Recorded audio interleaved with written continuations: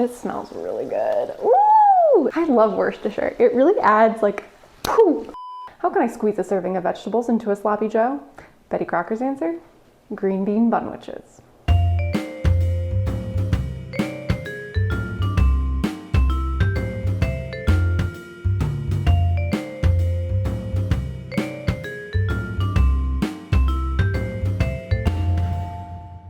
I'm Melinda, and I'm cooking my way through Betty Crocker's 1971 recipe card library. Today we're making green bean bunwiches. Green bean bunwiches are from section S, Hurry Up Main Dishes, and it's card number 4. When I saw this card, I went, what? What is Betty up to? What is she doing? It's essentially a sloppy joe, but like crossed with a hamburger or a cheeseburger, and then like kind of jamming in a serving of green beans as well. You kind of have the bottom bun, the sloppy joe, pickle, top bun upside down, green beans, melted American cheese, and then a tomato on top. How do you eat this? I thought a sloppy joe was already sloppy, and you're gonna put the bun in the middle to make it even harder to eat?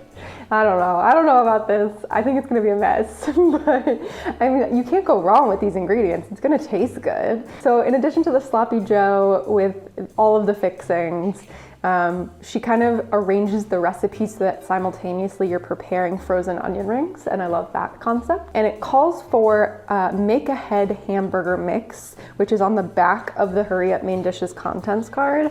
And that Make Ahead Hamburger Mix makes like a huge amount, and then the idea is you freeze it and then just pull out a pint at a time when you need it. So I'm only gonna make a pint's worth. Essentially, it's a mixture of ground beef, onion, ketchup, water, celery, lemon juice, brown sugar, Worcestershire, salt, vinegar, and dry mustard. So a lot of stuff in there, but I think it's gonna make this hamburger mix taste really good. So I think it's gonna make a great sloppy joe.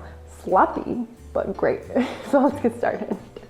All right, we're over at the stove and we're gonna make our Make Ahead hamburger mix. So like I said, I'm making a quarter of the recipe because it makes 5 pints and I only need 1 pint. So I think I'll end up with like slightly over 1 pint if I'm quartering the recipe. But my math skills are so bad, I definitely didn't wanna fifth the recipe. Quartering it was hard enough. So I guess I'll just rip into this. I have a pound of ground beef going in a saute pan. Light it up. Then I'm also gonna put the onion in here as well. This is, I don't even wanna tell you the measurements, a 1/4 cup of onion. But I think that'll be nice because as the ground beef kind of like renders off its fat, it will help the onion start to saute in its own juices. Just gonna try to break this up a little bit, get it spread around the pan. All right, so now I just have to kind of cook the meat until it's brown, and then we'll drain off the excess fat, and then we'll add the rest of the ingredients. All right, it's been 6 or 10 minutes maybe, and the ground beef is brown.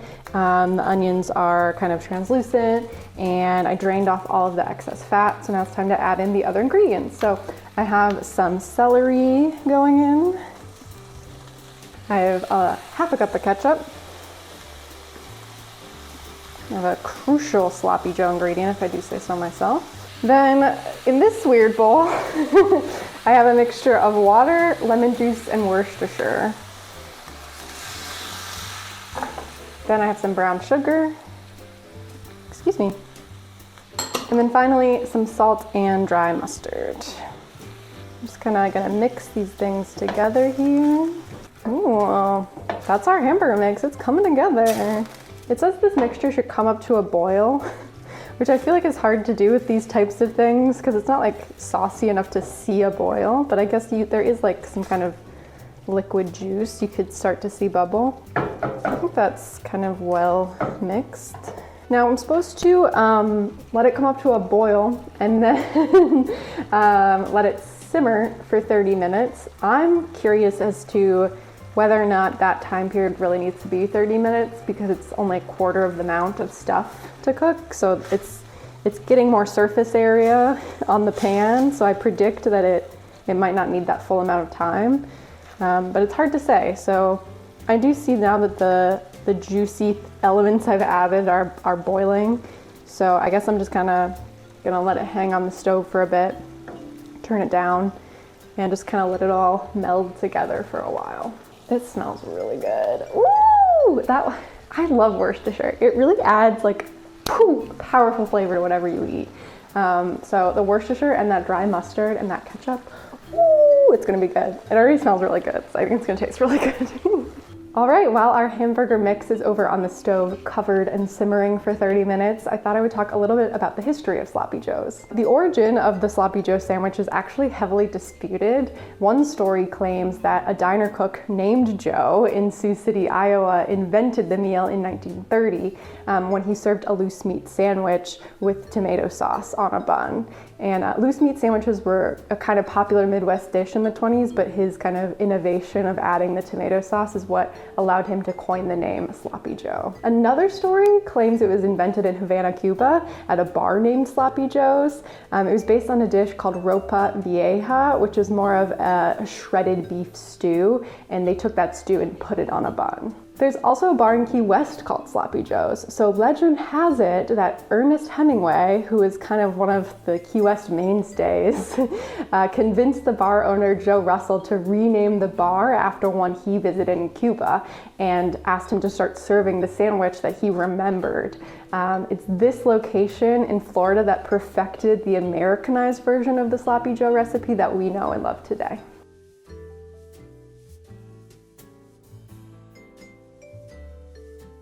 All right, it's a new day, and I'm so happy that I went ahead and made that make-ahead hamburger mix, because now I can hurry up and create this main dish, green bean bunwiches. So I'm gonna take the hamburger mix that I made yesterday, and we're gonna put it in a saucepan to reheat. Now, granted, the recipe says that it's supposed to be thawing from frozen, and this was just in the fridge. So it might not take as much time to reheat as the recipe says, but we're gonna put it back in a saucepan and combine it with some tomato juice. I got this cute little can of tomato juice, and let that kind of come to a simmer. So we're just gonna do that over here. You know, I was thinking to myself, that meat isn't sloppy enough. If this is gonna be a sloppy Joe, it's gotta be looser. And that's what the tomato juice is gonna do. All right, while that reheats, I'm also preparing our cut green beans as directed on package, which basically means you boil some water, you put it in, you let it boil until they're tender. They're frozen vegetables, so I'm gonna make them. So the next step is to arrange the frozen onion rings and buns cut side up on an ungreased baking sheet. So I've got a New York classic, Nathan's Famous. I'm gonna do some onion rings. I'm curious, because there's so many different brands of frozen onion rings. I guess it's $4.25, just like the card says. It says a half bag is 10 to 12 minutes. And basically what we're gonna do is like do the onion rings with the buns alone for 5 minutes, and then with the whole sandwich for 5 minutes. So I think total the rings will be in there the amount of time they need to be. Fascinating how she made that happen. Then we're gonna take 2 buns. The recipe makes 4 sandwiches. I'm gonna start with 2, smaller household, you know. And we're gonna do the buns cut side up. I might wanna keep this hinge involved. I think that might be relevant later. So I'm not gonna pull that apart fully. Get over. We need room for our buns. All right, we're gonna put these in the oven for 5 minutes, start to get the buns nice and toasty, and then we'll do our final assembly. All right, time to assemble our green bean bunwiches. I have all of our mise en place ready. Remember when I thought that it'd be useful to have the burger held together? I forgot that we have to put the top bun in upside down, so I'm gonna go ahead and separate these. So they are nice and toasty from the oven. Okay, top buns over here, bottom buns over here. Now, first, Sloppy Joe layer. Now, I don't want to put on too much. I think the toasting will help for leakage purposes, soaking purposes. But I do have to move this back into the oven, so I don't want it to be so sloppy. Then, a pickle. Luckily, Classic sells pre-sliced pickles. You'll love to see it. I do wonder if this is too long, if I should cut it in half. Come down to the cutting board here. Now we have a pickle. Perfect. Now, this is where it gets wild. Top bun, upside down, in the middle. Okay, then I'm gonna take a handful of our cooked green beans on the flat surface of the top bun. I don't want to put too many on because I'm afraid of the structural integrity of the dish. The American cheese. Now, if you watched my hot dog cheesies episode, you will have learned that I really hate the taste of American cheese. And so luckily this time, Kraft Singles has come out with a sharp cheddar flavor. So I hope that tastes a little bit better. I'm gonna be real with you, it looks the same as a regular American. So I don't know what this sharp cheddar flavor is gonna be, but looks pretty typical American cheese to me. Then a tomato on top.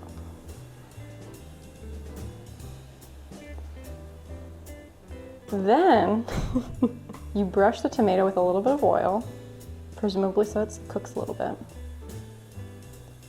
And these go back in the oven for 5 minutes until the cheese is melted and the tomatoes a little bit cooked. While the green bean bunwiches are in the oven, I wanted to talk a little bit about the history of Kraft Singles. So at the turn of the 20th century, there was a great deal of waste in the cheese industry. If you remember, cheeses were sold kind of in giant wheels, and so as chunks were cut off for customers, the remaining parts would get dried out and have to be thrown away. And so in 1916, James L. Kraft developed the first processed cheese product. He created this cheese mixture of natural cheeses, emulsifiers, salt, and food coloring. And it melted easily and it allowed for pasteurization, which meant that it could be shelf stable. Over time, canned cheese evolved to be sold in more like blocks, like we see Velveeta cheese. But in 1950, Kraft introduced pre-sliced blocks, and he called them Kraft Deluxe slices.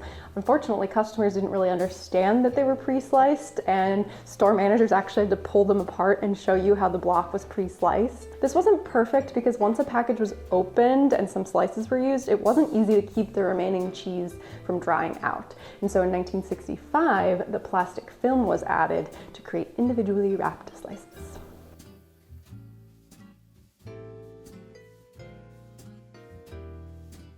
All right, moment of truth. The buns are out of the oven. The bunwiches are in the oven.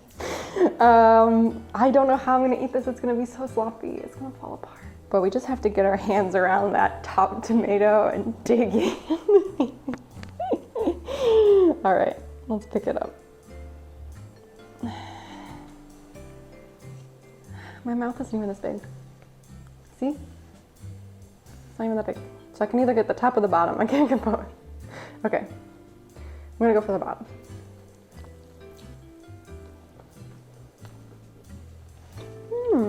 Okay. Okay, yeah. This sharp cheddar Kraft Single still tastes like American cheese. Yep. Indiscernible from regular American cheese. I'm obsessed with the sloppy Joe meat and the pickle. Maybe it's because I love pickles, but that tastes really good. As you can see, I haven't gotten to the tomato yet. I think the green beans add a nice crunch. It's almost like a lettuce alternative. And I think that makes sense if we're trying to replicate a burger. The meat itself, very flavorful. I haven't had a real sloppy Joe in a long time, but it does have kind of a distinct difference between kind of the Manwich style flavor sloppy Joe. Yeah, I like it. It's hard to eat. The tomato is the biggest mystery to me. Like, I know why you're putting a tomato on, so it's more burger-like. You get another bit of vegetable in there, but it's so wet and it's making the burger even sloppier. That helped it get better than I thought it would. Overall, the flavors are incredible. I just don't understand the methodology of the stacking. If anyone out there on the internet helped develop this recipe in 1971, please let me know why this was made the way it was. Why couldn't we just have a regular burger where the top one's on the top and all the stuff is on the inside? We're just being crazy? Is the idea just to be crazy? Let me try an onion ring while we're here. And I do feel like a sloppy Joe sometimes doesn't feel like a full meal. Like, it is a very simple dish, so I love the concept of like adding additional ingredients to it. It really is just, I'm confused by the arrangement. I'm confused. Green bean bunwiches, these are so cute. I ended up really enjoying them and nothing went wrong, which shocks me. What I do love about this card is from the Hurry Up Main Dishes section, and I do really appreciate that Betty Crocker kind of developed this recipe so that you cook the onion rings at the same time that you're like toasting the bun and melting the cheese. It really makes everything kind of come together fast on one tray. I still don't understand why it's built the way it is, other than to just be wacky, which, you know, is a thing she does sometimes. But overall, I thought the meat tasted really good. Like, I will definitely make this again, and I love the concept of like dressing up a sloppy joe and adding some other burger ingredients. So I'm gonna give this one 5 out of 5 red spoons. Back in the box. Thank you so much for watching. If you enjoyed this video, be sure to check out this recipe for giant burger. I'm gonna put the video link right here. You know, Betty loves reformatting a burger into other things, and this way was just incredible. Definitely check it out. Please subscribe to my channel if you haven't subscribed already. Give the video a thumbs up, and until next time, happy homemaking.